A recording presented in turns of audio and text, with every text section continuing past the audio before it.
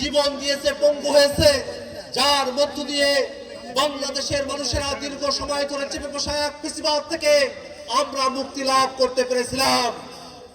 এবং তারপরে আমরা একটা নতুন বাংলাদেশের প্রত্যাশা করেছি, এমন এক বাংলাদেশ যেই বাংলাদেশে কোনো বিভাজন থাকবে না, যেই বাংলাদেশের সকল নাগরিকের অধিকারকে সুরক্ষা দেওয়া হবে, যেই বাংলাদেশে গণতান্ত্রিক প্রতিষ্ঠানগুলোকে শক্তিশালীভাবে দাঁড় করানো হবে, যেই বাংলাদেশে গণতন্ত্র, ভোটাধিকার এবং রাষ্ট্রীয় প্রতিষ্ঠানগুলোতে জবাবদিহিতা নিশ্চিত করা, এটাই ছিল আমাদের মূল উদ্দেশ্য।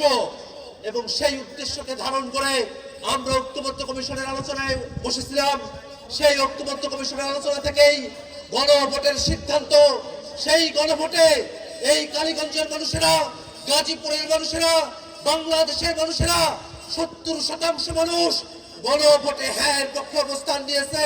কিন্তু দুর্ভাগ্যের বিষয়, এই সংসদে প্রথম অধিবেশন, দ্বিতীয় অধিবেশন চলছে, কিন্তু এখনো পর্যন্ত গণভোটের প্রশ্নের কোনো সুরাহা করা হয় নাই।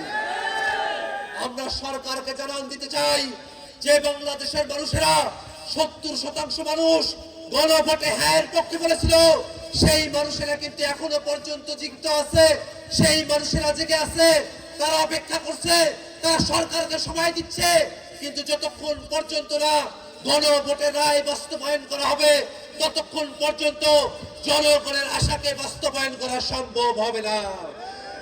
ভাইরা আমার, আমরা এই বাংলাদেশে নানা ধরনের অরাজকতা দেখছি, বিভিন্ন জায়গায় চাঁদাবাজি, ছিনতাই, মাদকের সাম্রাজ্য তৈরি হয়েছে। আমরা সরকারের কাছে বলতে চাই, বাংলাদেশ থেকে মাদক, চাঁদাবাজের যে সাম্রাজ্য তৈরি করা হয়েছে, সেগুলোকে অবশ্যই নির্মূল করতে হবে। এবং পাশাপাশি আমরা বাংলাদেশে জাতীয় নাগরিক পার্টি এনসিপির একটি মধ্যমপন্থী রাজনীতিকে ছড়িয়ে দেওয়ার কাজ করছি। আমরা এই কালীগঞ্জবাসী এবং গোটা গাজীপুরবাসীকে আহ্বান জানাবো, এনসিপির সাথে থাকুন। এনসিপি শাপলা কলি মার্কা নিয়ে গোটা বাংলাদেশে মধ্যমপন্থী গণতান্ত্রিক যে রাজনীতির সূচনা করেছে, সেই রাজনীতির হাতকে শক্তিশালী করার জন্য আপনাদের সকলের প্রতি উদাত্ত আহ্বান জানিয়ে আমি আমার বক্তব্য এখানে শেষ করছি। ইনকিলাব জিন্দাবাদ।